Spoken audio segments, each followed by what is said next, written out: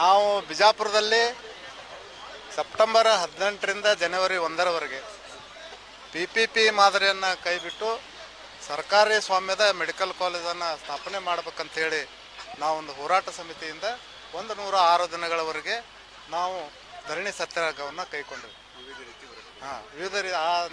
ವಿವಿಧ ರೀತಿಯ ಹೋರಾಟಗಳನ್ನು ರಂಗೋಲಿ ಸ್ಪರ್ಧೆ ಆಗಿರ್ಬೋದು, ರಕ್ತದಲ್ಲಿ ಸಹಿ, ಪತ್ರ ಚಳವಳಿ ಇತ್ಯಾದಿ ಬೇರೆ ಬೇರೆ ರೂಪಗಳಲ್ಲಿ ನಾವು ಹೋರಾಟವನ್ನು ಮಾಡಿದ್ದೀವಿ.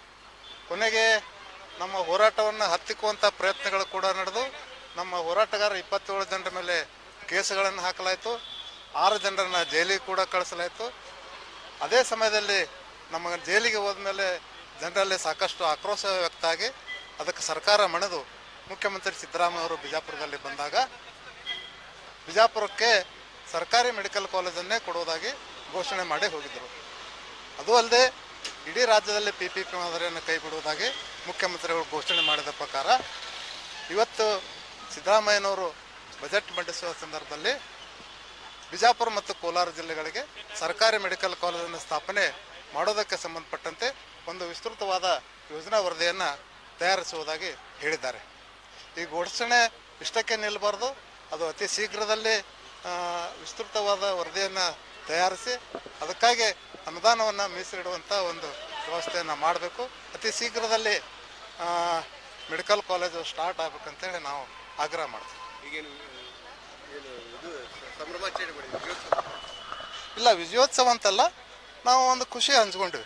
ನಮ್ಮ ಹೋರಾಟಕ್ಕೆ ಇವತ್ತು ಇದು ಮೊದಲನೇ ಜಯ ಅಂದ್ರೆ ಅದು ಸಣ್ಣದೇ ಇರ್ಬೋದು. ಇವತ್ತು ಇದು ಸಣ್ಣದಿದ್ದರೂ ಕೂಡ ಅದು ಭಾಳ ಮಹತ್ವವಾದಂಥ ವಿಚಾರ. ಯಾಕಂತಂದ್ರೆ ಒಂದು ಖಾಸಗಿ ಸಹಭಾಗಿತ್ವವನ್ನು ಕೈ ಬಿಡುವುದಾಗಿ ಸರ್ಕಾರ ಘೋಷಣೆ ಮಾಡಿದೆ.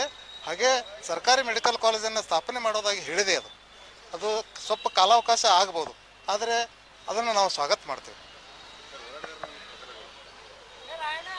ನಾವು ಪ್ರಕರಣಗಳನ್ನು ಹಿಂತಗೋರಿ ಅಂತೇಳಿ ನಾವು ಯಾರಿಗೂ ಕೂಡ ಮನವಿ ಮಾಡಿಲ್ಲ, ಮನವಿ ಮಾಡಿಲ್ಲ. ಅದು ನಾವು ಯಾವುದೇ ಒಂದು ಅಪರಾಧ ಮಾಡಿ ನಾವೇನು ಜೈಲಿಗೆ ಹೋಗಿಲ್ಲ ಅಥವಾ ಕೇಸ್ ಹಾಕಿಸ್ಕೊಂಡಿಲ್ಲ. ಅದು ನಾವೊಂದು ಜನರ ಹಿತಕ್ಕಾಗಿ ಮಾಡಿದ್ದಿದೆ. ಅದನ್ನು ನಾವು ಜಾಮೀನು ಮೇಲಿದ್ದೇವೆ. ಜಾಮೀನು ಮೇಲಿದ್ದೇವೆ. ಅದು ಕೋರ್ಟ್ನಲ್ಲಿ ನಡೀತಾ ನಾವು ಅದನ್ನು ನಡೆಸ್ಕೊಂಡು ಹೋಗೋಕೆ ಸಿದ್ಧದೀವಿ. ಸರ್ಕಾರ ಏನಾದರೂ ಮನಸ್ಸು ಮಾಡಿ ಹೋರಾಟಗಾರರ ಮೇಗಿನ ಕೇಸ್ಗಳನ್ನ ವಾಪಸ್ ತೊಗೋಬೇಕಂತೇಳಿ ಅವ್ರು ನಿರ್ಧಾರ ಮಾಡಿದ್ರೆ ಅದನ್ನು ಕೂಡ ನಾವು ಸ್ವಾಗತ ಮಾಡ್ತೀವಿ.